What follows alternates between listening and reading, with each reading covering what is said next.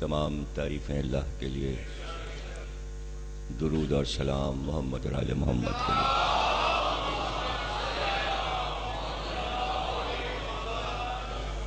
1436 ہجری کے عشرہ چہلم کی تیسری تقریر آپ حضرات سماعت فرما رہے ہیں۔ فضیلت علی کے موضوع پر مسلسل گفتگو ہو رہی ہے۔ عرض کیا گیا گزشتہ تقریر میں کہ عرب کا مشہور شاعر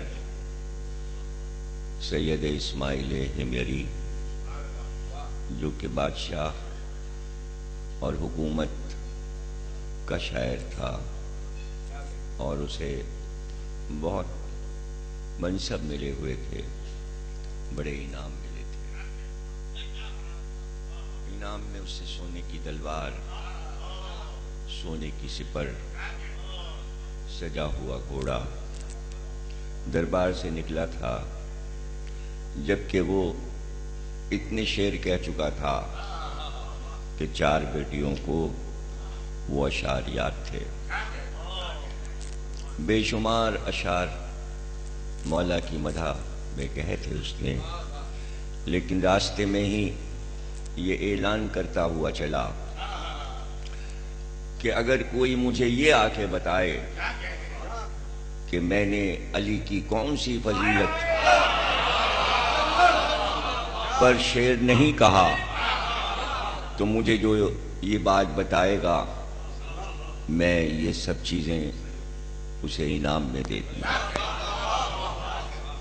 ظاہر ہے کہ اس بات سے یہ بھی پتہ چلا کہ لوگوں کو اس کے اشعار یاد تھے اور انہیں پتہ تھا کہ وہ کون کون سی فضیلت پر مولا کائنات کے شعر کہہ چکا ہے۔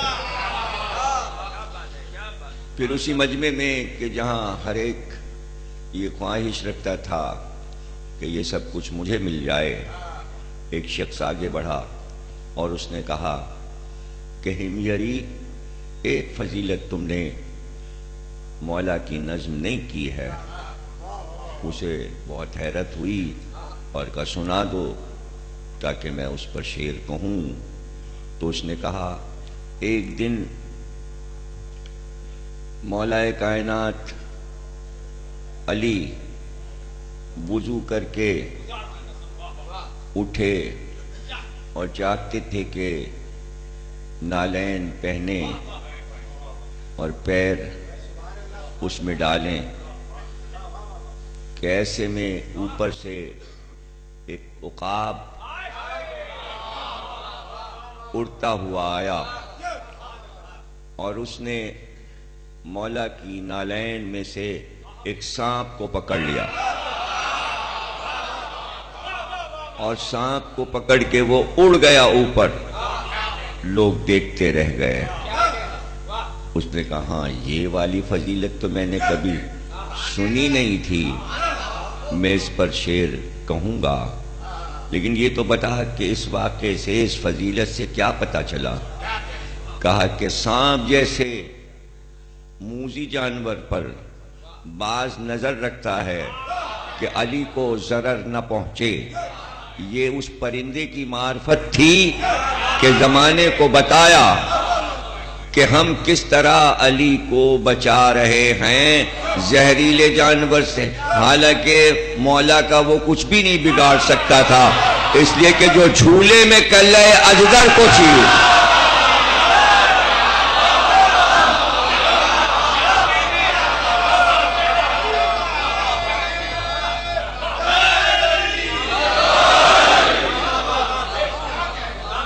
تو ظاہر ہے کہ مولا کو تو سب کچھ معلوم ہے، تو باز آیا کیوں؟ وہ ثبوت دے رہا تھا کہ مجھے علی سے کتنی محبت ہے، کتنی محبت ہے۔ وہ زمانے والوں کو بتا رہا تھا، علی کو اس محبت کی ضرورت نہیں تھی۔ بھئی یوں ہی سوچ لو کہ ہم جو علی کے فضائل پر واہ واہ کرتے ہیں، علی کو اس کی ضرورت نہیں ہے۔ اس کی ضرورت. ان کا مرتبہ اعلیٰ ہے, ان کا مرتبہ بلند ہے. ہمارے مرحومین کے لیے دعائیں ہوتی ہیں, مغفرت عطا کر, ان کے درجات بلند کر. تو جن کے درجے کم ہوتے ہیں ان کے لیے دعا ہوتی ہے کہ درجات بلند کر.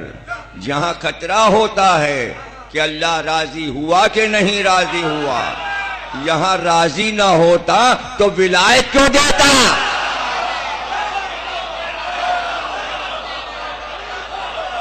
ولایت کیوں دیتا؟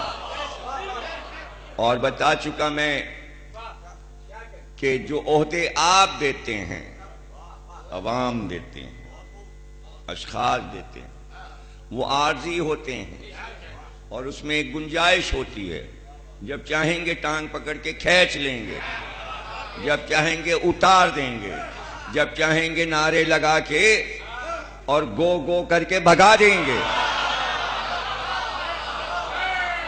لیکن اللہ جب عہدہ عطا کرتا ہے تو وہ اپنے نمائندے سے نہ ناراض ہوتا ہے, نہ یہ کہتا ہے آ جاؤ, نہ ڈیوٹی واپس لیتا ہے. لگا دی ڈیوٹی تو بس لگا دی, تم ہم سے راضی, ہم تم سے راضی, اور بار بار پوچھتا رہتا ہے راضی ہو, راضی ہو. اس لیے سورہ ضحیٰ میں کہا اتنا عطا کریں گے, اتنا عطا کریں گے کہ تم راضی ہو جاؤ گے. فترضا, تم راضی ہو جاؤ گے. تو یہاں اللہ تیار بیٹھا ہے راضی کرنے کے لیے. آپ دعائیں مانگ رہے ہو رضی اللہ تعالی, رضی اللہ تعالی, رضی اللہ تعالی. اتنا اس رضی نے پریشان کیا ہے.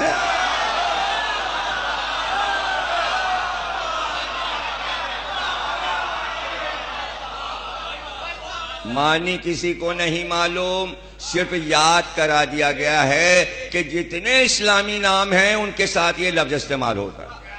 معنی نہیں پتا, معنی نہیں معلوم کہ اس کے معنی کیا ہیں, بس رٹا دیا گیا ہے یہ لفظ استعمال کرنا ہے. ہم کو یہ رٹایا ہماری ماں نے کہ جب نام آئے ائمہ کے تو سلام کرنا ہے. سلام اس لیے کرنا ہے کہ سلام واجب نہیں ہے, لیکن جب جواب آئے گا تو وہ واجب ہے, وہ دعا بنے گی قوم کے لیے. ہم تو دعائیں لیتے ہیں,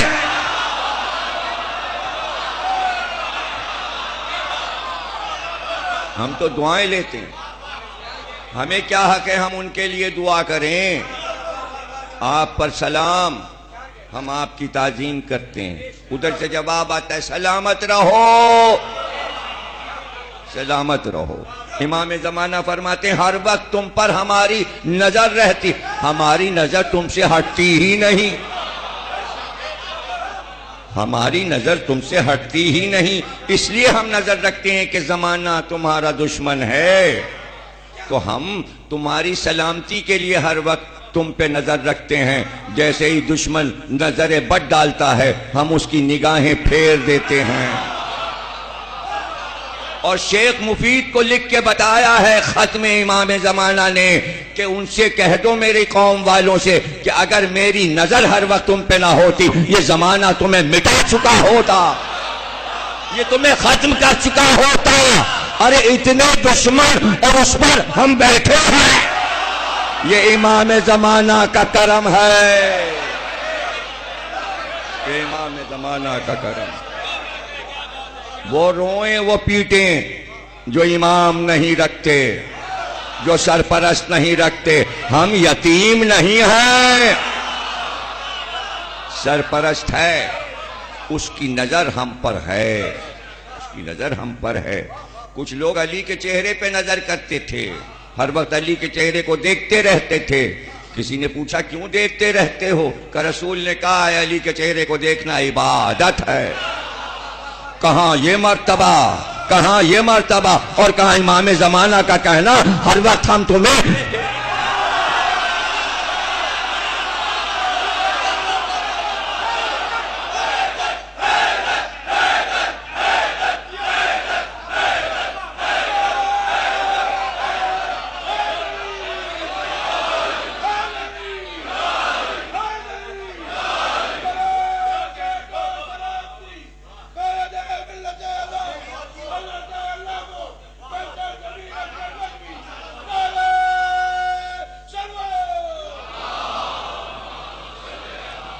چلے ہم آپ کو تو دیکھ نہیں پاتے، آپ ہی ہمیں دیکھتے رہیے۔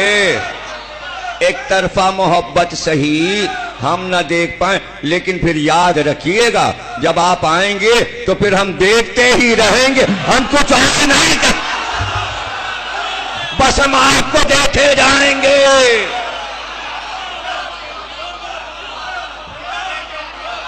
ہم آپ کو دیکھے جائیں گے۔ اب کوئی کہے نماز پڑھو، امام کے پیچھے نماز پڑھو، ہم تو یہی کہیں گے، ہم تو بس آپ کو دیکھے جائیں گے۔ کسی نے کہا رے امام کے پیچھے پڑھو، کیسے پڑھیں، پشت نظر آئے گی، ہم تو بس دیکھے جائیں گے۔ اب وہاں قتل کر دینا، مار دینا، ہم تو بس دیکھے جائیں گے۔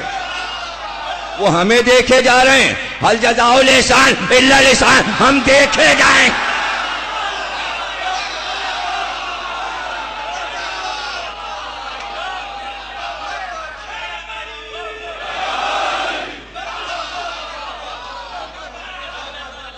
عبادت جو ہے، جب دادا کا چہرہ دیکھنا عبادت ہے تو پوتے کا چہرہ بھی دیکھنا عبادت، جو ایک کے لیے وہ 12 کے لیے، اب اس سے بڑی عبادت کون سی؟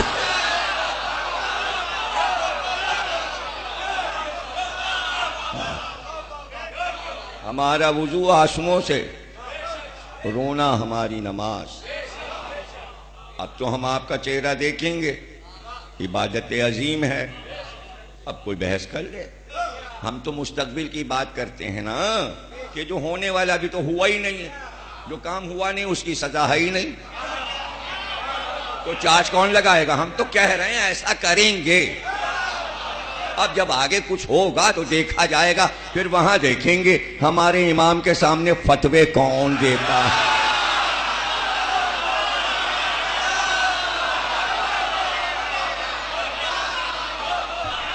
پھر دیکھتے ہیں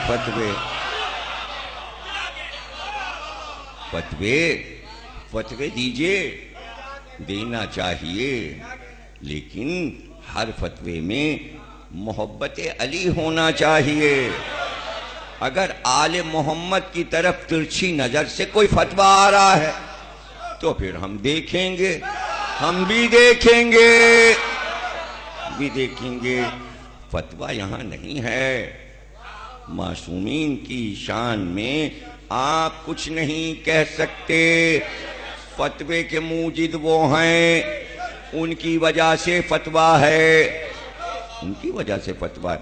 کسی نے ممبر پہ نجف میں پڑھ دیا، آیت اللہ ذیشان جوادی صاحب نے اپنی کتاب العباس میں لکھا یہ واقعہ، وہ نجف میں بیٹھے ہوئے تھے، وہیں کا واقعہ ہے کہ کسی نے پڑھا، ہاں حضرت عباس کا کیا کہنا، بہت شجاع تھے، مگر فقہ میں کمزور تھے۔ پڑھ دیا اتنا، اپنے علم میں کسی کو جب ناز ہو جائے تو وہ ہر ایک کو کہتا ہے ہاں ہم سید ہیں، حضرت عباس تھوڑی سید تھے۔ کاہے کے سید؟ اگر عباس سید نہیں تو کوئی دنیا میں سید نہیں۔ ویسے ہی میں کہہ رہا ہوں اگر عباس فقیہ نہیں تو دنیا میں فقہ ہے ہی نہیں۔ اب دیکھیں نا، یہاں پر ایک پورا مطالعے کا سمندر ہوتا ہے۔ حبیب ابن مظاہر کو خط لکھا امام حسین نے تو کہا مرد فقیہ۔ حسین کی نظر میں حبیب فقیہ تھے، ورنہ امام کے سامنے کسی کی فقہ نہیں چلتی، فقیہ تھے۔ ورنہ کسی کی مجال امام کے سامنے تھی کہ امام سے یہ کہے وقت نماز آ گیا۔ اب دیکھیں یہ فقہ میں باریکی ہوتی ہے، یہ حبیب کی ہی ہمت تھی کہ امام سے کہیں کہ آخری بار آپ کے پیچھے نماز پڑھنے وقت نماز آ گیا۔ اب جو باریکی میں بتاؤں گا تو آپ کو پتہ چلے گا فقہ ہوتی کیا ہے، ابھی پتہ چل جائے گا آپ کو۔ یہ تو واقعہ آپ نے سنا ہے، حبیب نے کہا وقت نماز آ گیا، اللہ تیری عبادت کو باقی رکھے، تو نے وقت نماز یاد دلایا۔ تو پوچھا گیا بعد میں ائمہ سے کہ یہ جو حبیب نے یاد دلایا تھا تو کیا امام کو نہیں پتا تھا وقت نماز آ گیا؟ امام کو تو پہلے معلوم ہونا چاہیے کہ سورج نصف النہار پہ آ رہا تھا، حبیب نے اوپر سر اٹھایا، لیکن وہ جو بال برابر کا فرق وقت میں ہے وہ حبیب کو نظر نہیں آ رہا تھا۔ وقت اس وقت آیا جب حسین نے کہا اللہ اکبر،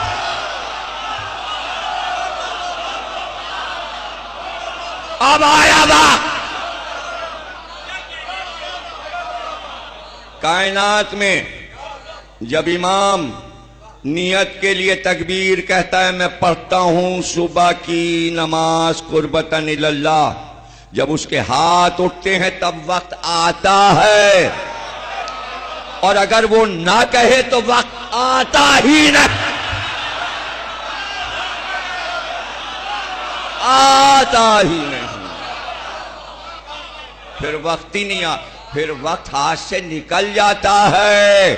یا علی مجھ پہ وحی آ رہی تھی اور تم نے میرا سر زانو پہ لے لیا، ارے سورج تو گیا، وقت گیا، وقت گزر گیا، قضا، قضا کے معنی موت، اب موت کے بعد کون جلائے؟ آپ بولتے نماز قضا قضا قضا قضا قضا، گئی تو قضا، تو وہی جلائے موت کے بعد جو مردوں کو کہے قم بے۔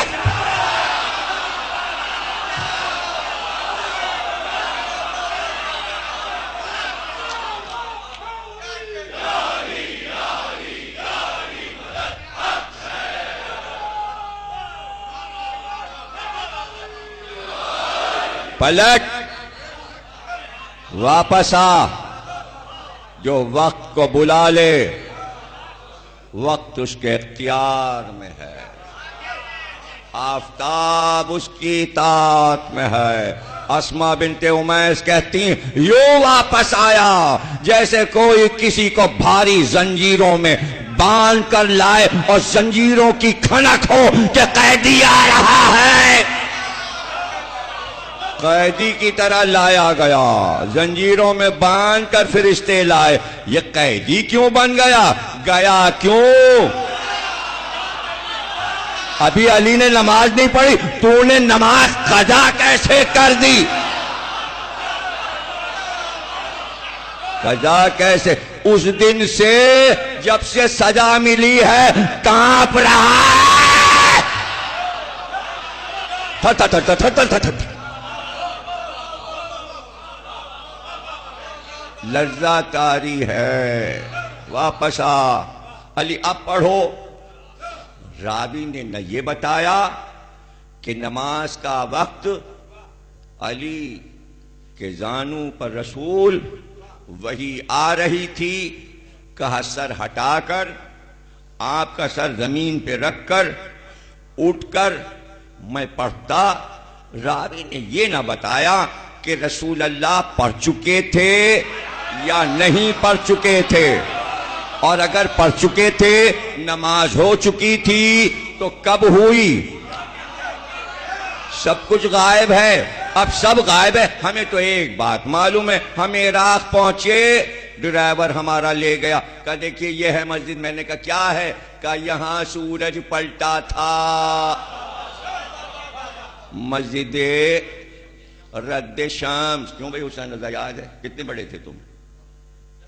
10 سال کے تھے جب ہم پہلی بار زیارت کو گئے تھے، یہ 10 سال کے تھے۔ رد شمس، یہاں سورج پلٹا، مسجد تو بنی ہے۔ اسما کہتی ہیں اب جو واپس ہوا تو ایسا لگا کوئی بھاری بھرکم چیز زنجیروں سے بندھی سمندر میں پھینک دی گئی۔ واپس جب ہوا، بھائی واپس تو جانا تھا، واپس بلایا گیا تھا، اب کسی نے کہا نہیں مولا علی نے تو اشارے سے پڑھ لی تھی، پلک سے پڑھ لی تھی، یہاں پڑھنے کا مسئلہ ہی نہیں ہے، آپ کو پتہ ہی نہیں، دنیا نماز پڑھتی ہے، نماز علی کو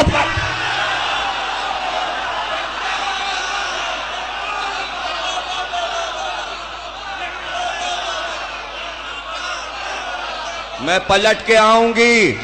جب تک علی تم مجھے ادا نہ کرو میں قضا ہوں. یہ ادا اور قضا میں مسئلہ پھنسا ہوا ہے.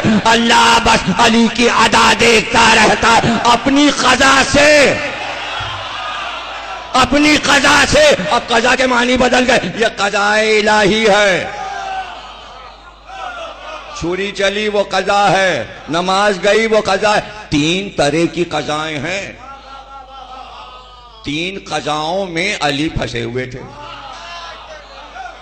3 کی تو قضا ہو گئی نا.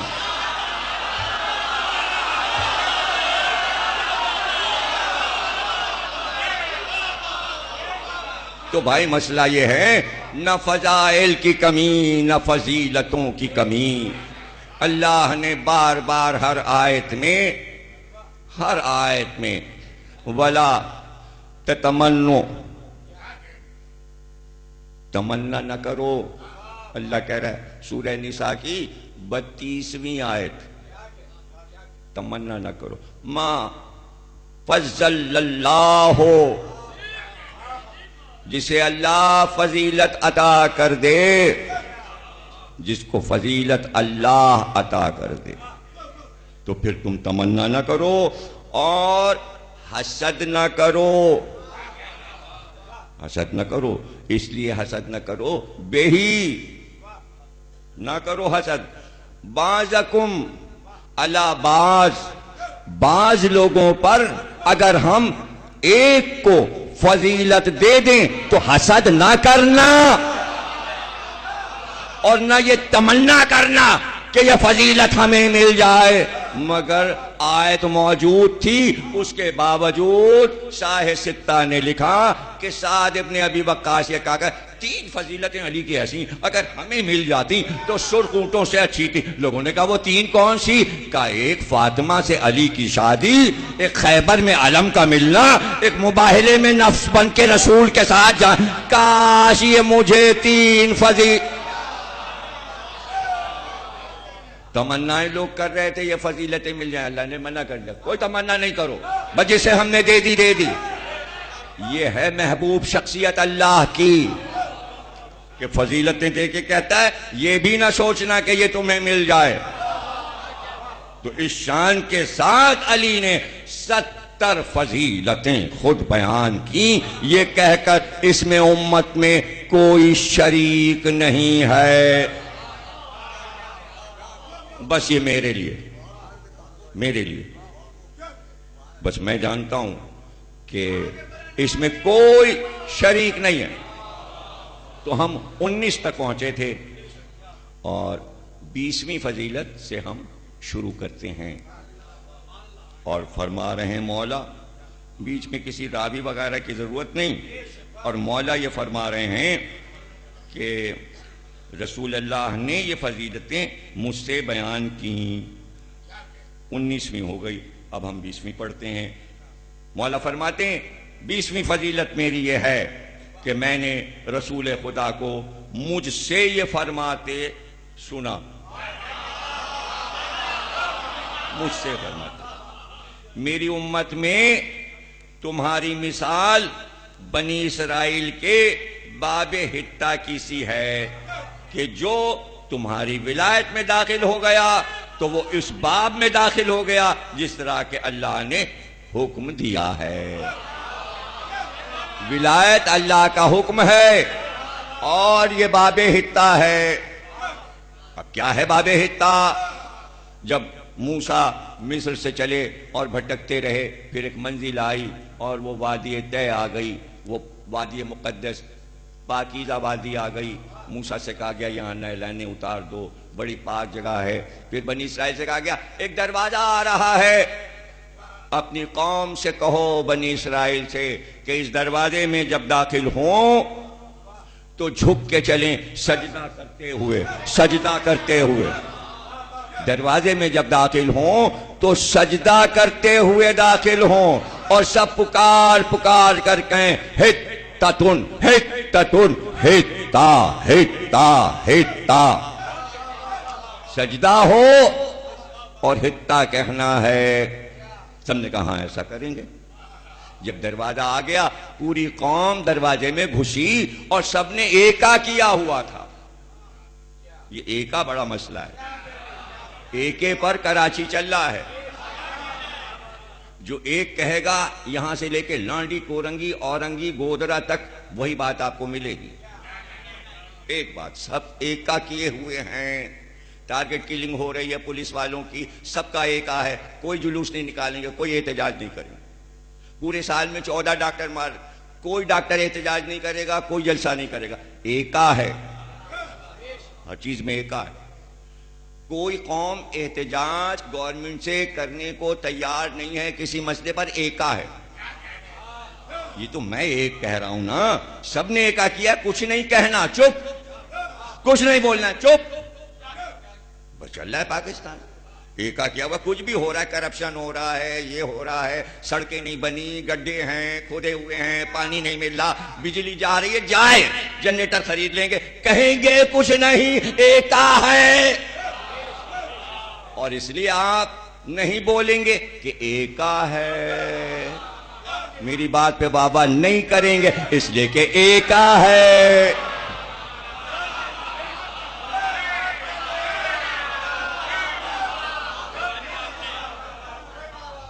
اور جو نہیں بولے, کچھ تو بولے, لیکن جو نہیں بولے, ایکا تو ہے.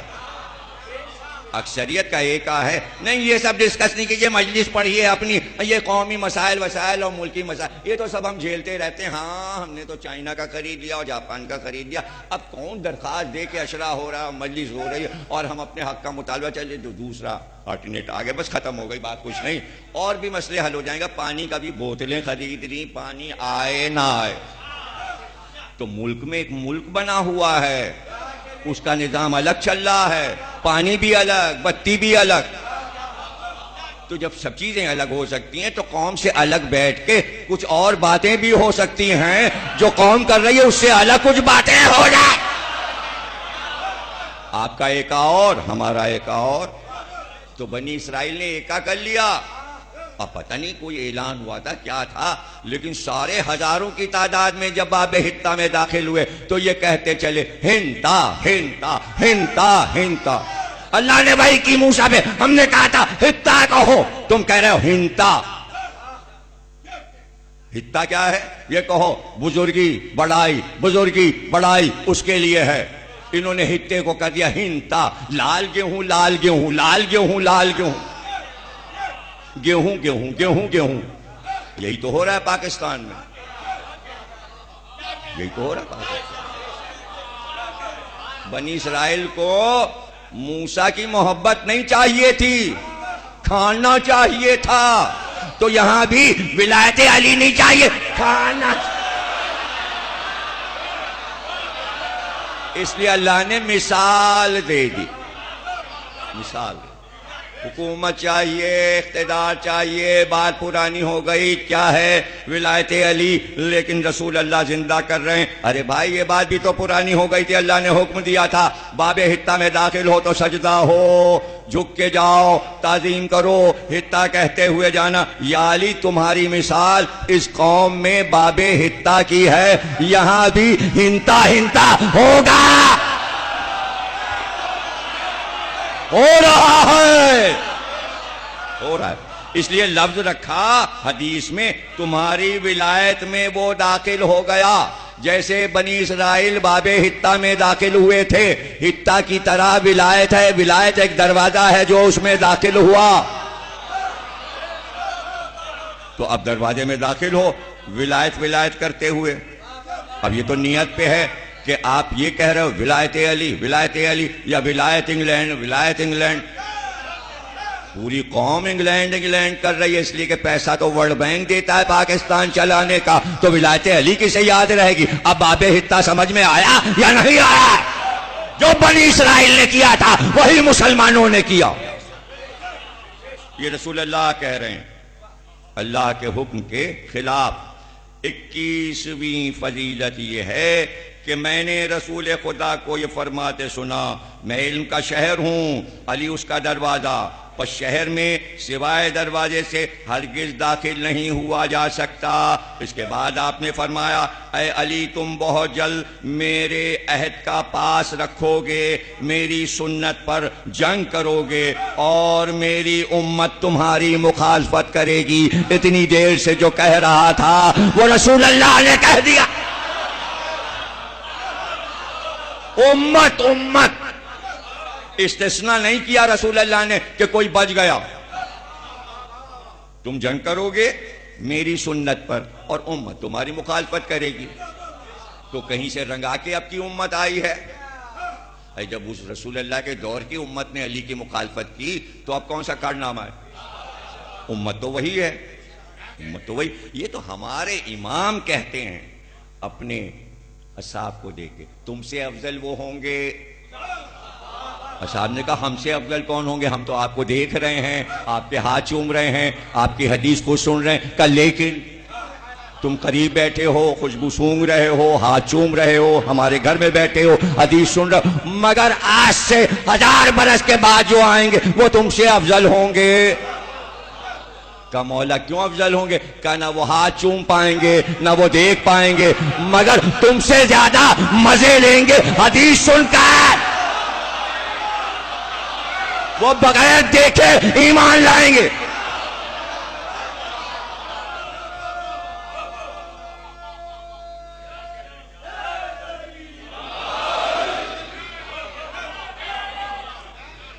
اب دیکھیں کہ اس عشرے میں فضیلت علی پہ گفتگو ہے، لیکن مسلسل شیعہ قوم چڑھتی چلی جا رہی ہے، زمین پہ قدم ہی نہیں پڑ رہے ہیں۔ آگے کیا ہوگا؟ کہاں تک ان کا مرتبہ ہے؟ ان کا مرتبہ کیا ہے؟ ارے ابھی ان کے مرتبے آپ اپنے کو مت سمجھا کہ آپ کی بات نہیں ہے۔ سلمان کی بات ہو رہی ہے، ابو ذر کی بات ہو رہی ہے، مقداد کی بات ہو رہی ہے، عمار کی بات ہو رہی ہے، قمبر کی بات ہو۔ ہاں اگر آپ قمبر جیسے ہیں تو پھر سوچ لیجئے کہ یہ فضائل آپ کے ہی ہیں۔ تو فرمایا کہ بھئی دروازے سے داخل ہوا جاتا ہے، دیوار سے کود کے نہیں آیا جاتا۔ ہمارے بچوں کے لیے بہت ضروری ہے کہ یہ سب کچھ ذہن میں محفوظ ہو جائے۔ یہ قرآن کی آیت ہے، یہ قرآن کی آیت، اپنے گھر میں دروازے سے داخل ہوا کرو۔ یہ کیسی آیت ہے؟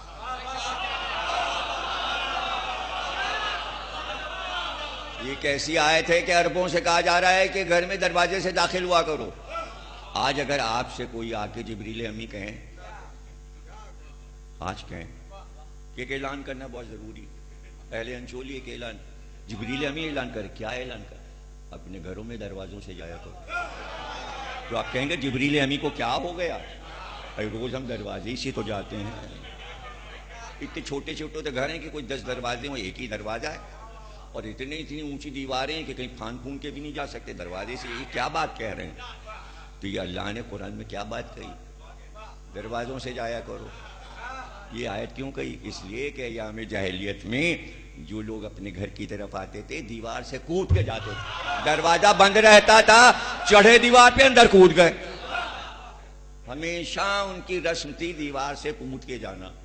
کتنی بری رسم تھی کہ اللہ کو کہنا پڑا دروازے سے جایا کرو۔ اس لیے یہ حدیث دی کہ چوری چکاری سے علم نہیں چورایا جاتا۔ جب تک دروازے پہ نہیں آؤ گے رسول کا علم نہیں ملے گا۔ کوئی یہ سوچ رہا ہے کہ ہم دیوار سے کود کے لے جائیں گے، نہیں ملتا۔ میں شہر علم ہوں، علی اس کا دروازہ ہے۔ اور پھر رسول اللہ فرما رہے ہیں علی دروازے ہی سے تو آیا جاتا ہے، یہ علی ہرگز کوئی دروازے کے علاوہ کہیں سے نہیں جا سکتا، دروازے سے جائے۔ اس کے بعد آپ نے فرمایا، اب اس حدیث کے بعد یہ والی بات فرمانا کہ تم میرے عہد کا پاس رکھو گے اور میری سنت پر جنگ کرو گے، یعنی میں شہر علم ہوں، میں کہہ رہا ہوں علم مجھ پہ ختم ہے، تم پہ ختم ہے۔ سب جاہل، سب جاہل، علم رسول کا، علم علی کا، یہ دیں تو عالم بنو، اسی لیے تو میں بانٹا کرتا ہوں کہ جاہل نہ رہ جاؤ. یہ بھی حدیث ہے رسول اللہ، یا علی تمہارا علم اگر کائنات کے سارے جاہلوں میں ذرا سا تقسیم کر دیا جاتا پوری کائنات عالم ہو جاتی. اور ایک عجیب حدیث شجاعت پہ کہی، یا علی اگر پوری دنیا ابو طالب کے نطفے سے ہوتی تو سب شجاع ہو، سب شجاع ہو. یہ ہیں فضیلتیں جو رسول اللہ علی کے بارے میں کہہ رہے ہیں. تو بھائی تم میرے عہد کا پاس کرو گے، چونکہ عہد کا پاس کرو گے اس لیے سب مخالف ہو جائیں گے، چونکہ تم میری سنت پہ چلو گے اس لیے سب مخالف ہو جائیں گے. اس کے معنی اور لوگ سنت پہ نہیں چل رہے، علی سنت پہ چل رہے ہیں تو سب مخالف ہو جائیں گے، اس لیے کہ آپ کیوں سنت پہ چل رہے ہیں؟ ہم نے تو سنت چھوڑ دی، ہم تو سنت پہ نہیں چل رہے، آپ کیوں چل رہے؟ یہ علی سے دشمنی ہو گئی. ہم سب اپنا بدل رہے ہیں. آپ کی طرح ہم نماز نہیں پڑھیں گے، آپ کی طرف ہم روزہ نہیں رکھیں گے، آپ کی طرح ہم حج نہیں کریں گے، آپ کی طرح خمس تو ہم آپ کو دیں گے نہیں، اور جو جو چیزیں رسول اللہ دے گئے ہیں آپ کی بیوی کو باغ فتح ہم وہ لے لیں گے. تو سنت تو بدل دی. رسول اللہ نے کہا اس وجہ سے تمہارے خلاف جنگ چھڑ جائے گی. سنت پہ جنگ چھڑی ہے، واجب پر نہیں. اور علی کے مخالف سب آ گئے تو رسول اللہ نے کہا کہ پوری قوم تمہاری مخالفت کرے گی. یہ کوئی فضیلت ہے؟ یہ کوئی فضیلت ہے کہ علی پوری امت تمہاری مخالف ہو جائے گی؟ یہ علی کی کوئی فضیلت ہے؟ مجھ سے آ کے لوگ کہتے ہیں ہاں جی جناب کیسی مجلسیں پڑھتے ہیں سب آپ کے مخالف ہو گئے. میں کہہ گیا ارے بھائی پتن مخالف ہو گئے. نہیں آپ ذرا دوست بنائیے، ذرا ہلکا ہاتھ رکھیے تاکہ لوگ آپ کے دوست رہیں. ہم ڈر گئے، یہ انجم مخالف ہو گئے، یہ کیا ہو گیا؟ اور یہ اطہر مخالف ہو گئے، اسد پولیس والا مخالف ہو گیا، ڈی ایس پی مخالف ہو گئے. نہیں بھیا جو بھیا آپ چاہ رہے وہی کریں گے، نہیں مخالف نہیں بنانے. پتہ چلا یہ ہماری مذمت ہے، آپ کے لوگ مخالف ہو رہے ہیں، یہ ہماری تعریف نہیں ہے. کچھ بھی نہیں سمجھے. اگر زمانہ علی کا مخالف ہو جائے تو علی کا کچھ نہیں بگڑتا، یہ علی کی فضیلت ہے. اور کیا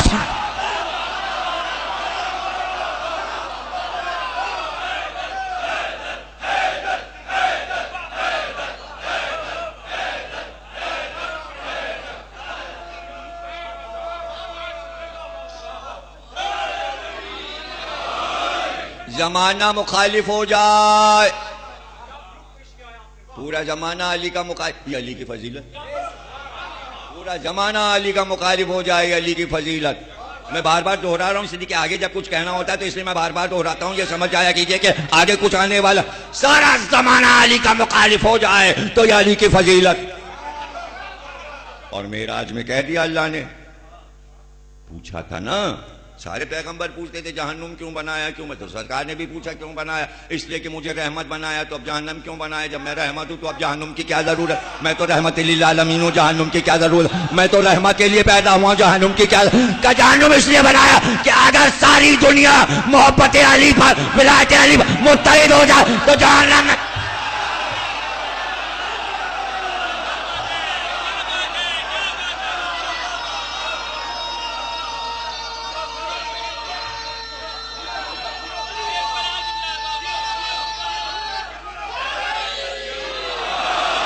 اب کوئی اٹھ کے کہے کہ آج زمانے کا دستور یہ ہے، ایسی بات نہ کیجئے اور ایسی چیزیں پڑھیے کہ زمانہ علی کا دوست بن جائے.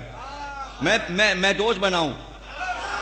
میں علی کا، میں ایسی چیزیں پڑھا کروں کہ زمانہ علی کا دوست بن جائے تو علی کا کیا فائدہ ہوگا؟ پوری دنیا اگر علی کی دوست بن گئی تو علی کا کیا فائدہ؟ آپ کہیں گے اگر پوری دنیا دوست بن گئی تو جنت بھر جائے گی، تو جنت بھر جائے گی تو پھر اللہ کی جہنم بنانے کی حکمت ہی بیکار ہو جائے گی.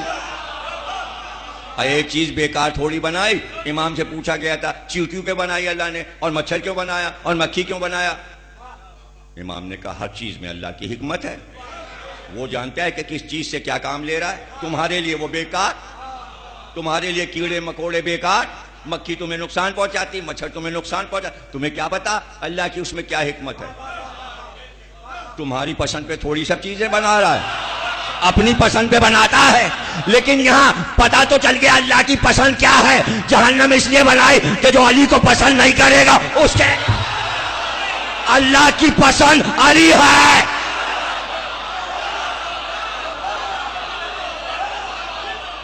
اللہ کی پسند علی.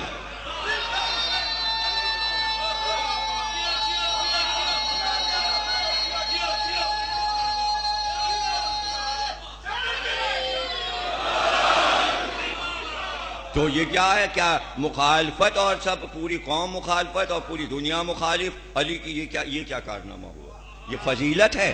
ہاں بھائی یہ فضیلت ہے، یہ فضیلت ہے. کس بات پر علی سے سب ناراض ہوئے؟ کس بات پہ ناراض ہوئے؟ عدل پر. علی نے کہا ہم ظلم نہیں کریں گے، ہر کام عدل سے ہوگا. سب مخالف ہو گئے. تو اپنے عدل کو رکھیں یا دوستیاں کریں؟ تو کائنات کس نے بنائی؟ اللہ نے بنائی. بنا رہا ہے، ابھی پہلا دن ہے، شروع ہو رہا ہے معاملہ.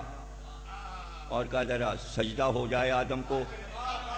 شیطان نے کہا میں تو نہیں کروں گا. کہ نکل جا. کہ نکلوں گا تو مانگے میری پوری کر دے. میں نے عبادت کی ہے، نمازیں پڑھی ہیں، سجدے کیے، صلہ دے. کیا مانگتا ہے؟ عمر چاہیے، لمبی عمر. کا جا وقت معلوم تک کی عمر دے دی. اور کیا چاہیے؟ مجھے چاہیے اس کی اولاد کو میں بہکاؤں، سب کو میں بہکاؤں. میں سب کو بہکاؤں گا. اللہ نے کہا میں بچا لوں گا.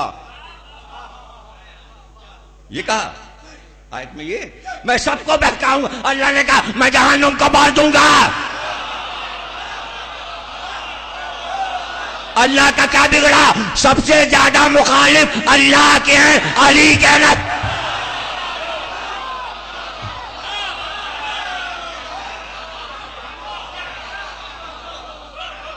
اب یہ بتاؤ، ابھی کیا حدیث میں نے تمہیں سنائی تھی؟ تمہیں جوڑ توڑ آتا ہے؟ تھوڑا جوڑ توڑ سیکھ لو.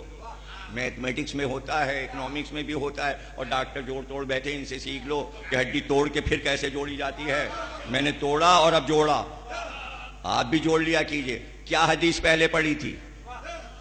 اگر زمانہ علی کی محبت پر اکٹھا ہو جاتا تو میں جہنم نہ بناتا. اب وجہ جہنم خلقت سمجھ میں آ گئی، اور وہ کہہ رہا ہے میں سب کو بہکاؤں گا. اللہ نے کہا سب کو جہنم میں ڈال دوں گا. یہ جہنم بھرے گا کیسے؟ شیطان جسے بہکا رہا ہے وہی تو جہنم میں جائیں گے. تو کس بات پہ بہکا رہا ہے؟ ولایت علی میں.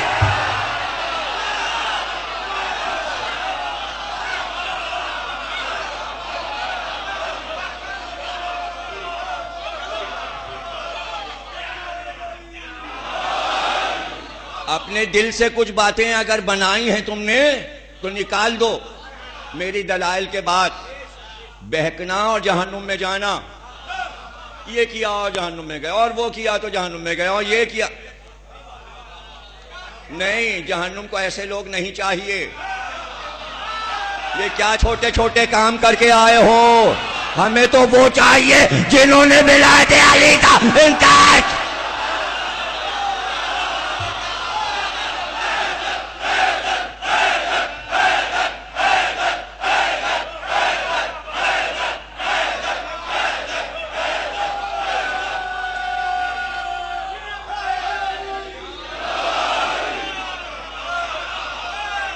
نہج البلاغہ کا خطبہ ہے، اور مولا نے اس خطبے کو اپنے بچپن سے شروع کیا.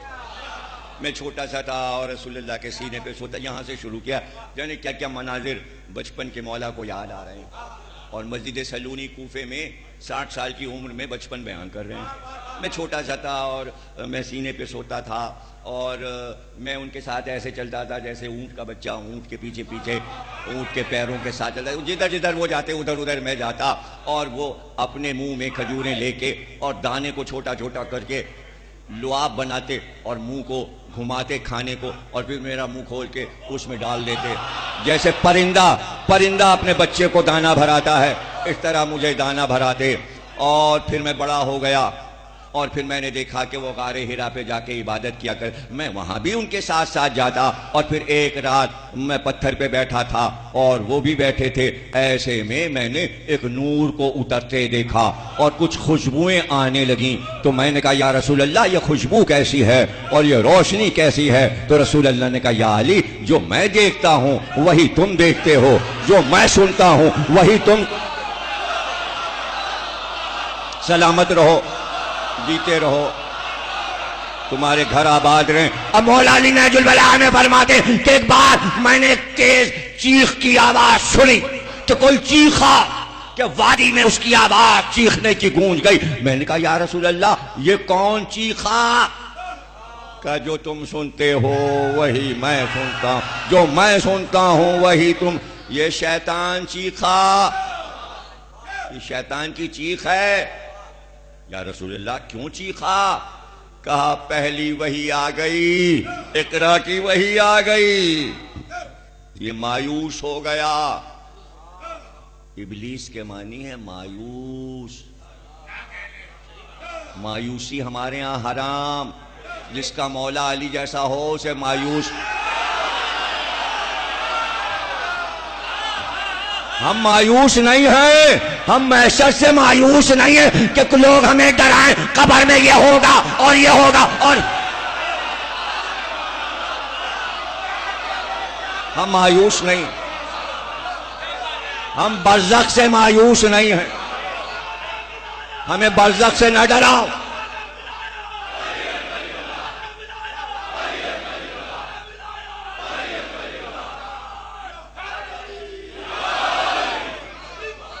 ہم کسی چیز سے مایوس نہیں ہیں، یہ مایوس ہو گیا۔ مولا علی نے کہا یا رسول اللہ یہ مایوس ہو گیا، نبوت آ گئی ہے، مایوس ہو گیا، تو کیا اب یہ بہکا نہ سکے گا؟ آخری نبی آ گیا، علی کیا کہہ رہے ہیں، کیا یہ اب بہکا نہ سکے گا؟ رسول اللہ کہتے ہاں یا نہیں، یعنی یا یہ کہتے کہ بہکاتا رہے گا، یا کہتے نہیں اب کے بعد اب نہیں بہکائے گا، میں آ گئے۔ عجیب جواب دیا، یہی تو عصمت کی زبان ہے جو ہر ایک کے سمجھ میں جب تک سمجھایا نہ جائے تو سمجھ میں کیسے آتی ہے؟ یا رسول اللہ یہ اس لیے چیخا کہ اب بہکا نہ سکے گا، ہاں یا نہ نہیں کہا اس لیے چیخا کہ اس کے بہکانے کا مزہ خراب ہو گیا۔ ارے اگلا جملہ سنو، بہکائے گا تو مگر بہکانے کی لذت گئی۔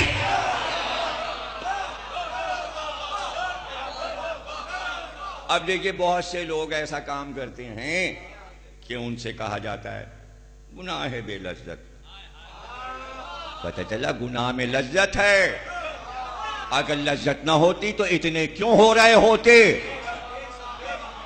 بولا کیجئے ورنہ سب سمجھیں گے یہ گناہگار بیٹھے ہیں۔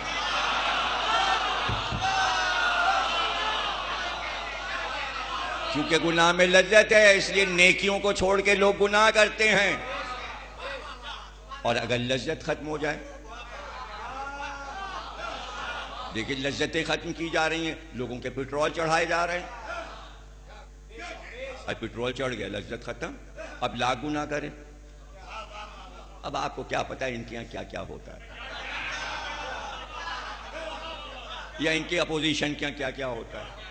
کبھی منظر سن لیجئے کہ پٹتا کیسے ہے، کھانا کھلاتے ہیں خوب، پیٹ بھرتا ہے۔ میں نے کہا بھئی خالی پیٹ میں کیوں نہیں مارتے؟ 76 اس پہ لکھا ہوا ہے آجا مورے، میں نہیں کہوں گا، تم لوگوں نے لکھا ہے، میں کیسے کہوں؟ پہ لکھا وہ اتارا جاتا ہے اور وہ شروع ہو جاتے ہیں۔ تو بھئی کھانا کھلا کے کہنے کے خالی پیٹ میں چوٹ نہیں لگتی، پیٹ جب بھرا ہو لذت، بھئی ہر چیز میں لذت ہے، میں لذت سمجھا رہا ہوں۔ رسول اللہ کہہ رہے ہیں اس کی لذت ختم ہو گئی، بہکانے میں لذت تھی، یعنی آدم سے عیسیٰ تک لذت میں رہا، یہ اب اس کی لذت کیوں ختم ہو گئی؟ وہی تو سمجھانا ہے۔ بھائی وہی تو سمجھانا ہے کہ لذت کیوں ختم ہو گئی، یہ لذت کہاں گئی اس کی۔ اب اگلی حدیثیں کل پڑھیں گے، اس لیے کہ شرح ہو گئی۔ اگلی حدیث جو آ رہی ہے نا اس کے بعد والی، وہ اتنی لمبی حدیث ہے کہ اس کے لیے 2 تقریریں چاہیے، وہ آئے نجوہ پر ہے، اس لیے میں رک گیا کہ اگر میں کتاب لیے رہا تو سمجھ لیجیے 2 بجے آئے نجوہ کی شرح ختم ہوگی، اس لیے جلدی سے رکھ دیا۔ خطرہ مجھے محسوس ہو رہا تھا، آپ کو تو لذت آ ہی رہی ہے۔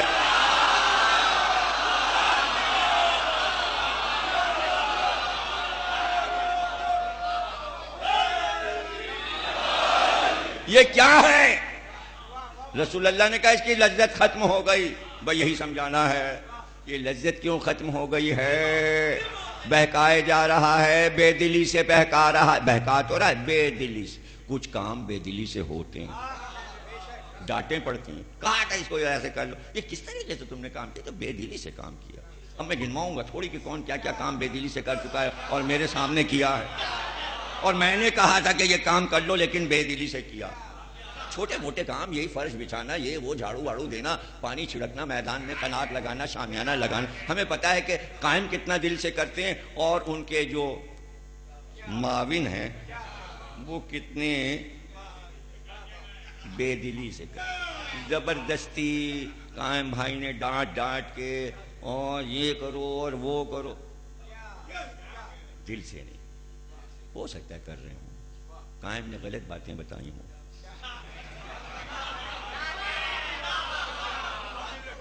لیکن ابھی تک روایت یہی ہے کہ چھوٹی والی پارٹی جو ہے بی ٹیم قائم کی طرح دل لگا کے نہیں کر رہی، یعنی اس کام میں لذت نہیں محسوس کر رہی۔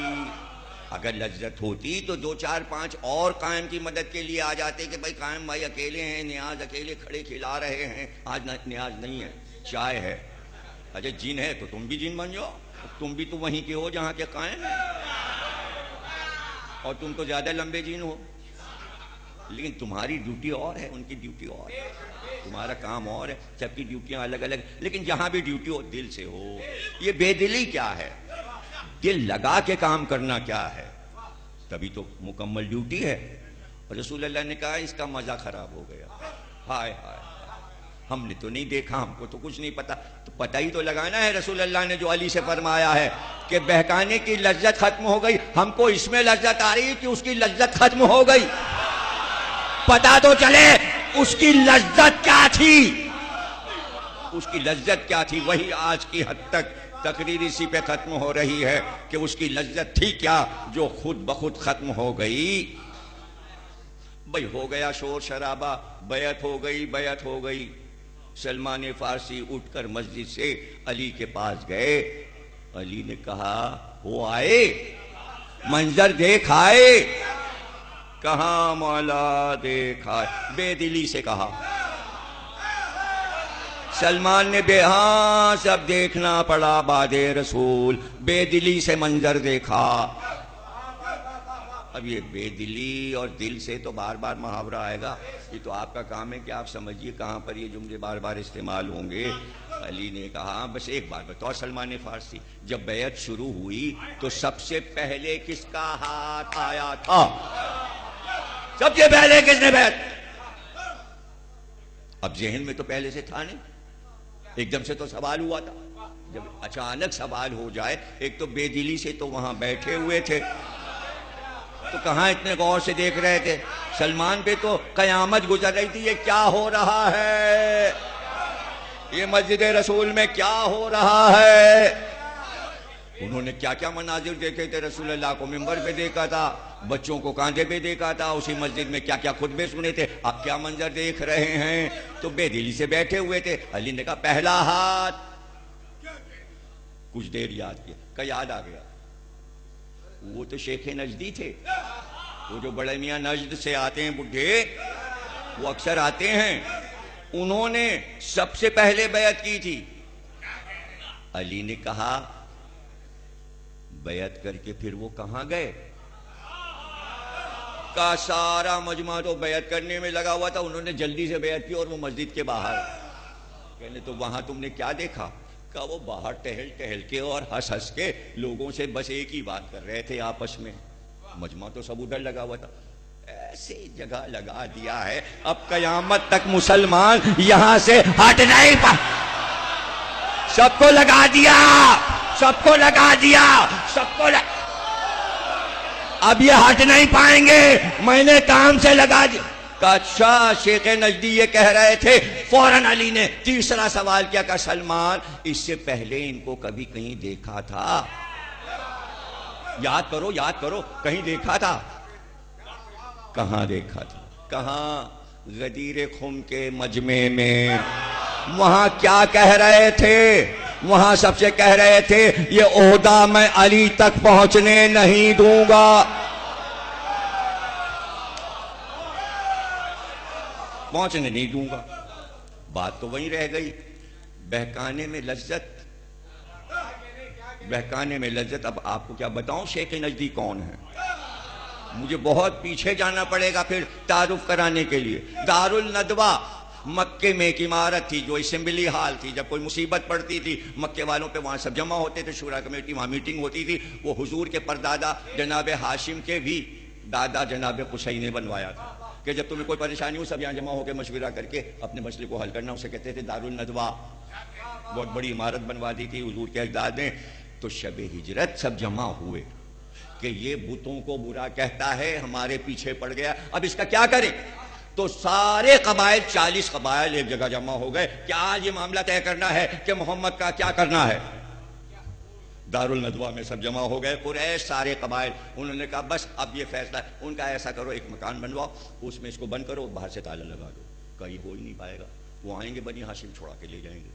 کہا پھر اس کو کسی پہاڑی کے غار میں لے جا کے چھپا دو، پتہ ہی نہیں۔ کہا یہ بھی نہیں ہو پائے گا، وہ ڈھونڈ لیں گے۔ ہوتے ہوتے ہوتے اس منزل پہ کہا بھائی ایسا کرو قتل کر دو اور آج ہی کر دو، اور ایسا کرو 40 آدمی چنو اور 40 مل کر جائیں اور ایک ایک تلوار سب لگائیں۔ اگر ایک آدمی قتل کرے گا تو بنی ہاشم ایک قبیلے سے بدلہ لیں گے، جب محمد کا خون 40 قبائل میں بڑھ جائے گا تو کس کس سے بدلہ لیں گے، کس کس سے بدلہ لیں گے، کس تھک جائیں گے 40 قبائل سے لڑتے لڑتے اور آخر میں ختم ہو جائیں گے بنی ہاشم۔ اس لیے ایک ایک تلوار سب مارو اور سب قتل محمد میں شریک ہو جاؤ، بس آج کی رات یہ کر لو۔ سارا پلان بن گیا اچھا خاصا، اور ان کی لذت خراب کر دی شیخ نجدی نے۔ کہنے لگے بھائی یہ کام تم نے اجماع سے کیا ہے۔ عربی میں اجماع کہتے ہیں کہ جس بات پر سب اکٹھا ہو جائیں، جیسے کراچی والے ایک بات پہ اجماع کر لیتے ہیں، کوئی مخالف نہیں۔ ہمارا تو کوئی مخالف نہیں، ارے ضمیر رکھتا ہے کہ تو ہم آواز بند کر دیں گے، وہ کیسے ہمارے خلاف؟ ہم لوگوں کا ایکا ہے ہر بات میں۔ آپ اپنے اوپر کیوں لے رہے ہیں؟ کراچی سے مراد کراچی بہت بڑا ہے، اس میں آپ کہاں اپنے کو شامل کر رہے ہیں؟ آپ سے تو آپ ایک محاورہ ہے، آپ میں جو آتا ہے وہ سن رہا ہے۔ بھائی آپ تو آپے میں رہیے، آپ اپنے اندر رہیے، آپ اس آپ کو نہ لیجئے تو پریشان نہ ہو جایا کریں۔ تو انہوں نے کہا بھائی اجماع ہو گیا۔ کہا ہو گیا، 40 قبائل اکٹھا ہو گئے۔ کہا بنی ہاشم بھی تو ایک قبیلہ ہے، وہ آئے تو اجماع ہو۔ کافر بھی جانتے تھے کہ اجماع نہیں ہوتا جب تک بنی ہاشم نہ آئے۔ سقیفہ میں کہا گیا بیعت پہ اجماع ہو گیا تھا، بنی ہاشم نہیں تھے، تو اجماع کہاں ہوا؟ اجماع تو نہیں ہوا۔ ان کا بھائی تو پھر کیا کریں، بنی ہاشم کیسے آئیں؟ کہنے وہ ابو لہب، ابو لہب ہے تو بنی ہاشم، اس کو بلاؤ شامل کرو تب اجماع ہوگا، تب تمہارا اجماع مانا جائے گا۔ وہ کبھی بھی تیار نہیں ہوگا، ہے تو کافر مگر محمد کے قتل پہ راضی نہیں ہوگا، اس لیے کہ چچا ہے۔ انہیں پتا تھا اور ہوا یہی کہ جب یہ گئے انہوں نے کہا بھائی ہم نے اجماع کیا محمد کو قتل کا، خبردار جو تم نے ہمارے بھتیجے، ہم اس حد تک نہیں جائیں گے، ہم اس کے مخالف ہیں، اس کے دین کے مخالف ہیں، مگر ہم اپنا خون خود نہیں بہائیں گے۔ کردار تھا، کافر کا بھی کردار ہوتا ہے، منافق کا کردار نہیں۔ کافر کا کردار ہوتا ہے۔ اس نے کہا نہیں ہم قتل پہ راضی۔ کہا اس کو کوٹھری میں بند کر دو، باہر سے تالا لگا لو ورنہ یہ کام نہیں کرنے دے گا۔ سرکار کو سب پتا، رات کو کہا علی ابو لہب کو پکڑ کے انہوں نے کوٹھی میں ڈالا، تم دروازے پہ جاؤ تالا لگا کے گئے، بس تم پکار کے کہنا محمد کے قتل کا سامان ہے آج کی رات. علی گئے کہہ کے آ گئے. اب آگے جو ہوا وہ قصہ میں شب ہجرت وہ تو بوترا میں پڑھ چکا پہلے اشرے میں, اب وہاں تک کیوں جاؤں. تو جنہوں نے یہ کہا تھا وہ شیخ نجدی تھے, جنہوں نے یہ سجایا تھا کہ کیا اجماع ہو گیا, وہی اس اجماع پر کھڑے کہہ رہے تھے کام سے لگا دیا اجماع, وہاں بھی ہوا اجماع, یہ ہر جگہ اجماع کراتے ہیں. جہاں ووٹنگ ہو وہاں یہ موجود ہے, جہاں الیکشن ہو وہ یہ موجود ہے. ان کے بغیر بیلٹ پیپر جو ہے فرضی نہیں چھپتے, یہ چھپاتے ہیں کئی لاکھ, اور پتہ نہیں ہوتا کون جیتے گا. جو ہار رہا ہوتا ہے اسی کو جتوا دیتے, یہ ان کا کام ہے. مگر لذت ختم, لذت ختم اور تقریر بھی ختم. کل پھر یہیں سے شروع ہو جائے گی. انہوں نے سب کو بہکا دیا, سب بہک گئے. تو مزہ تو دوبالا ہونا چاہیے تھا, مزہ تو دوبالا. ایک آیت قرآن میں آ گئی تو یہ ذرا پریشان ہو گئے. کیا آیت آئی سورہ مائدہ میں, اے مسلمانوں اگر تم سب محمد کو چھوڑ کے چلے جاؤ اور اپنے دین سے پھر جاؤ اور ملحد ہو جاؤ تو پھر اللہ ایک اور قوم لائے گا, پھر ایک اور قوم لائے گا. اور اس قوم کی پہچان اللہ نے بتائی کہ اللہ اور رسول اس سے محبت کرتے ہوں گے, اور وہ قوم اللہ اور رسول سے محبت کرتی ہو. آیت رہ جاتی اگر حدیث نہ ہوتی. جب علم خیبر کا دیا تو کہا کل علم اس کو دیں گے جو اللہ اور رسول سے محبت, اور اللہ رسول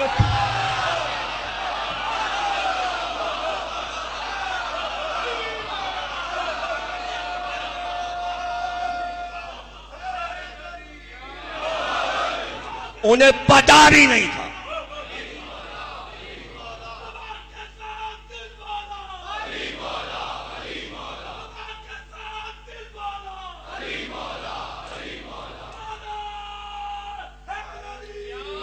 آخری جملہ تقریر کا جس پر اتنی محنت کی ہے اٹھا لینا جملہ صدقے دل سے.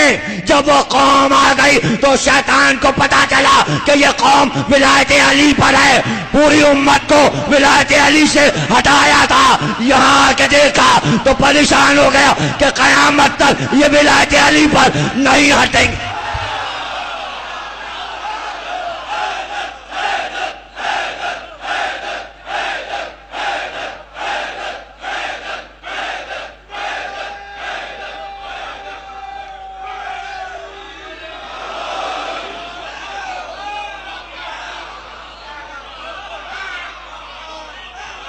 اب پھر ایک کوئی قیمتی جملہ آئے گا اور پھر ایک قیمتی جملہ آئے گا اور پھر مسلسل قیمتی جملہ آئے گا تقریر کے خاتمے مصائب تک.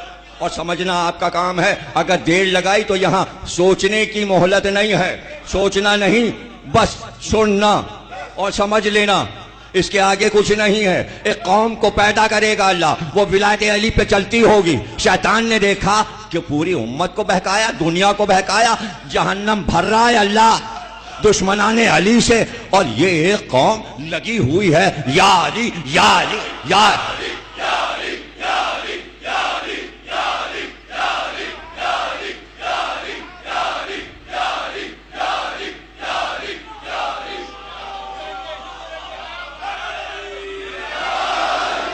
اس کی لذت ختم ہو گئی, اس کی لذت وہ سمجھا تھا پوری دنیا کو میں نے بہکا لیا اور علی سے دور کر دیا. یہ کون سی قوم ہے جو علی کو چھوڑنے کے لیے تیار نہیں ہے. اس نے بڑے چکر لگائے, کبھی انچولی, کبھی جعفر طیار, کبھی رضویہ, کیسے گھیرے کیسے بہکائیں, ادھر سے گھیرو. جب تک وہ ہمیں بہکائے گا نہیں اس کا مزہ صحیح نہیں ہوگا. لذت چلی گئی ہے, لذت ڈھونڈ رہا ہے, جب تک ان کو نہ بہکائیں.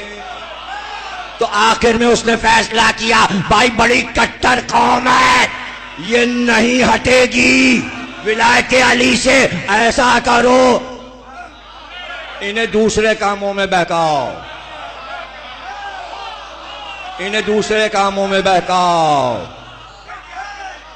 ان کو نماز نہ پڑھنے دو, ان کو تو بہکا چکا ولایت علی, وہ نماز پڑھ لیں. انہیں نماز پہ نہیں بہکاتا, یہی اگر تم سمجھ جاؤ اصل چیز میں بہکا چکا تو نمازیں پڑھنے دے رہا ہے، ولایت پہ بہکا چکا حج کرنے دے رہا ہے، ولایت پہ بہکا چکا روزے رکھنے دے رہا ہے، یہاں یہ ولایت سے ہٹ ہی نہیں رہے. تو ان کے دماغ میں ڈالو حج پہ نہ جانا، نماز نہ پڑھنا، روزے نہ رکھنا. وہ بہکا رہا ہے، ہم کیا کریں؟ ہم مجبور ہیں. اگر آپ کا یہ ضمیر اختر نے حج نہیں کیا، روزہ نہیں رکھا، ہم کیا کریں؟ اس نے بہکا دیا. وہ جو ہم ولایت علی پہ ہیں نا تو وہ ہم کو بہکا رہا ہے، ہمارے نمبر کم کر، ہم اس کے اختیاری میں ہم کیا کریں؟ ارے جب آدم کے پیچھے لگ گیا تھا تو ہم کیا چیز ہیں؟ کیسے بھگائیں؟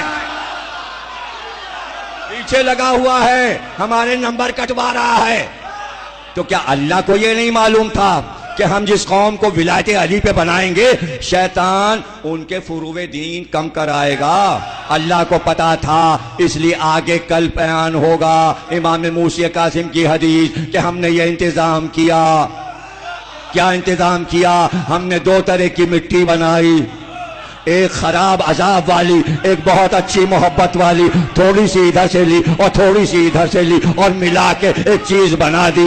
اب جو عذاب والی مٹی تھی اس سے ان کے گناہ بڑھنے لگے اور جو ولایت والی مٹی تھی اس سے ولایت بڑھنے لگی. اور پھر محشر کا میدان آیا تو لایا گیا، بھائی اللہ نے کہا ہمیں صرف ولایت علی والے چاہیے، اس لیے کہ ہم یہ کہہ چکے ہیں یومان ندعو کل اناس بامامہم، ہر ایک امام کے ساتھ آئے. جو علی کے ساتھ آیا اس کو لاؤ، جو علی کے ساتھ قوم آئی ہے اس کو لاؤ. اللہ نے کہا، فرشتوں نے کہا یہ قوم کھڑی ہے، علی والے کھڑے ہیں، کہ ان کو میرے پاس لاؤ. اور اس کے بعد اللہ نے کہا کہ خراب مٹی ان سے الگ ہو جا اور خراب میں شامل ہو جا اور اچھی مٹی میرے سامنے رہے. جیسے ہی خراب مٹی گئی تو سارے گناہ جو تھے اس کے اوپر گئے. جو بڑا متقی تھا، بڑا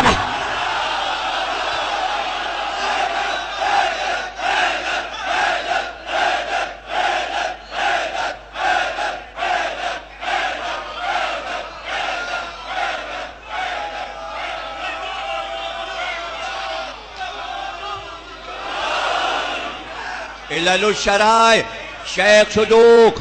علل الشرائع یعنی شریعت میں علتیں کیا ہیں، یعنی شریعت کی ہر بات کے پیچھے کیا چھپا ہے، تو اس کے پیچھے بھی کچھ چھپا ہے. وہ شیخ صدوق نے امام کے حوالے سے بتایا کہ گناہگار شیعہ بھی جنت میں جائے گا، اس لیے کہ گناہ اس نے نہیں کیا، اس لیے کہ اللہ نے گناہگار کی مٹی اس میں تھوڑی سی ڈال دی تھی. وہ اس کو کاٹ کر کینسر کو الگ کر دے گا.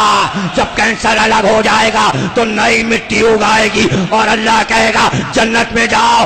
آگے سنو، امام نے فرمایا کہ قرآن میں ایک آیت ہے کہ محشر میں اللہ اس آیت کے ساتھ پوچھے گا. وہ آیت یہ ہے کہ جب یہ کر چکے گا تو لوگ کہہ سکتے تھے یہ تو نے کیا کیا، ان کے گناہ ان کو کیوں دے دیے، ان کے ثواب ان کو کیا دے دیے. تو اللہ کہے گا ہے کوئی محشر میں جو مجھ سے پوچھے میں نے ایسا کیوں کیا.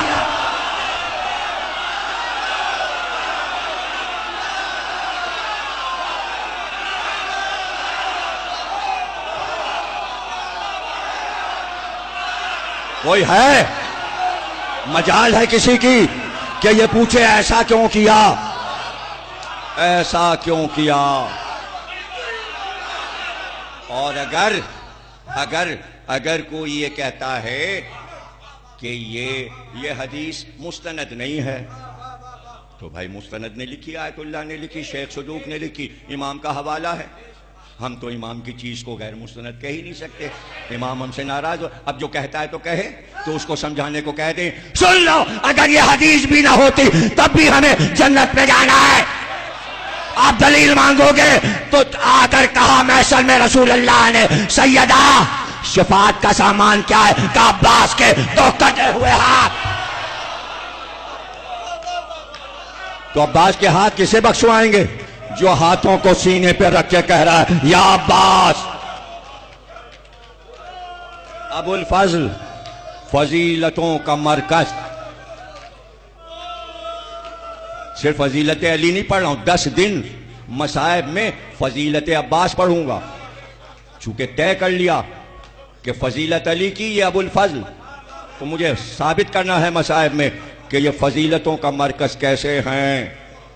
اس سے بڑھ کے فضیلت کوئی ہو سکتی ہے جو کسی کو نہیں ملی اور عباس کو ملی؟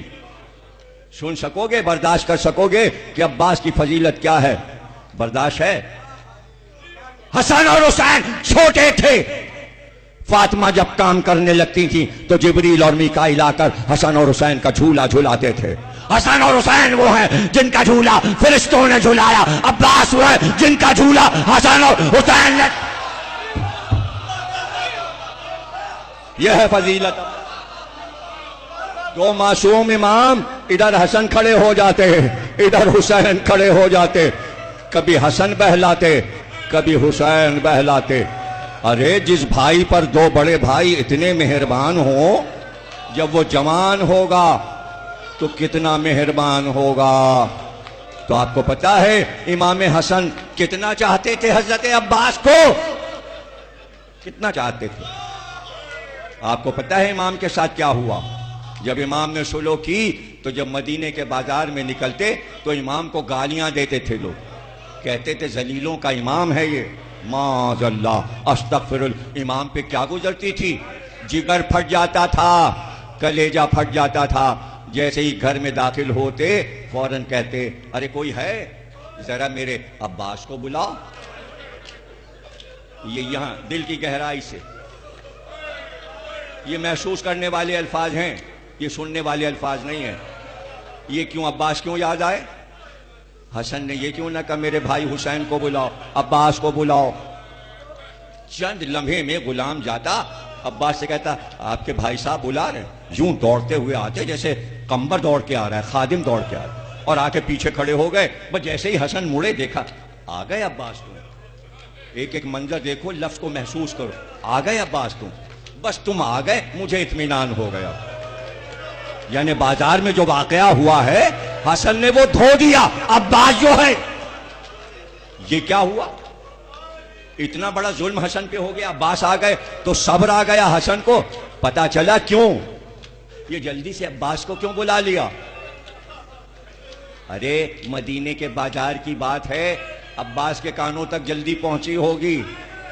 تلوار لے کے اگر اسے مارنے پہنچ گئے تو ہمارے مشن کا کیا ہوگا؟ جلدی سے بلوا لیتے تھے کہیں مدینے کے بازار میں عباس تلوار نکال کر قتل عام نہ کر دیں. ایسا اطاعت گزار بھائی تو ہو. عباس جانتے تھے کیوں بلایا جا رہا ہے، پتا تھا عباس کو کہ بھائی نے کیوں بلایا ہے. لیکن یاد رکھنا جب تک شخصیت موجود ہے، سامنے ہے، تو جو وہ کہے گا مانتا جائے گا اطاعت گزار. لیکن مدائن کے میدان میں چھڑی کی نوک کو زہر میں بجھا کر ایک شخص اندھا بن کر قریب آیا اور چھڑی کو امام کے انگوٹھے پہ رکھ دیا اور دبا دیا. زخم ہو گیا، زہر پیر میں پھیل گیا. جناب مختار اپنے گھر کوفے لے گئے، وہاں پٹی بندھی. بس عباس نے یہ سنا کہ مدائن میں میرے بھائی کے پیر کو زخمی کیا گیا. اتنی خبر ملی، کہتے ہیں اسی وقت تلوار لی، گھوڑے پہ بیٹھے، لجام فرس کو کھینچا اور کوفے پہنچے. اور صبح کا وقت تھا. قاتل جو کہ تھا مجرم، اس کا پتہ پوچھا. جب پہنچے تو وہ گھر سے نکل رہا تھا. اسی وقت اس کا سر اڑایا، سر اٹھایا، گھوڑے پہ بیٹھے واپس تیز آئے اور لا کر سر امام حسن کے قدموں میں ڈال. یہ ہے عباس، یہ ہے عباس. لو ہو گئی تقریر. چھوٹے سے تھے تو حسین اپنے پاس سلاتے تھے. اور کیسے سلاتے تھے؟ اٹھا لائے عباس کو، سینے پہ لٹا لیا، پیار کرتے کرتے پیار کی باتیں. عباس سو گئے، حسین کی لوری سنتے سنتے سو گئے. جب دیکھا غافل سو گئے، گود میں لیا، کاندھے سے لگایا، ام البنین کی خدمت میں گئے، پہلو میں لٹا دیا. عباس کو لٹا دیا. ماں کو نیند کیسے آئے گی بچے کے بغیر؟ ماں کو نیند کیسے آئے گی بچے کے بغیر؟ لٹایا. ہو گئی تقریر. صبح کو ام البنین اٹھی تو رو رہی تھی، آنکھ سے آنسو جاری تھے. مولا نے کہا کیوں روتی ہو ام البنین؟ یہ صبح صبح اٹھتے ہی آنکھ سے آنسو کیوں جاری؟ کہ میں نے خواب دیکھا ہے، خواب دیکھتے ہی آنکھ سے آنسو جاری ہو گئے۔ کیا دیکھا ہے خواب میں؟ کہ میں نے دیکھا ایک صحرا ہے، لپ و جب صحرا ہے، اس صحرا میں کوئی نہیں ہے، اکیلا میرا عباس چھوٹا سا، کبھی ادھر بھاگتا ہے کبھی ادھر بھاگتا ہے۔ میں نے جو غور کیا تو اس کے ایک شانے پر درخت طوبہ ہے اور ایک شانے کی طرف چشمہ کوثر بہ رہا ہے۔ میں نے اپنے بیٹے کی شان دیکھی کہ طوبہ اور کوثر کے بیچ میں میرا بیٹا، لیکن بھاگ رہا ہے کبھی ادھر کبھی ادھر، اور بس یہ کہتا ہے اماں پیاسا ہوں، اماں پیاس لگی ہے، اماں بہت پیاسا ہوں۔ تو میں گھبرا گئی کہ کوثر قریب ہے، طوبہ کا سایہ، یہ میرا بچہ پیاسا کیوں ہے؟ تو علی بھی رونے لگے کہ ام المؤمنین کسی کو بتانا نہیں، ابھی یہ طوبہ نہیں، یہ عباس کا عالم ہے، یہ چشمہ کوثر نہیں، یہ سکینہ کی مشق ہے۔ سکینہ کے لیے جب پانی لینے جائے گا تو دونوں شانے عباس کے قطع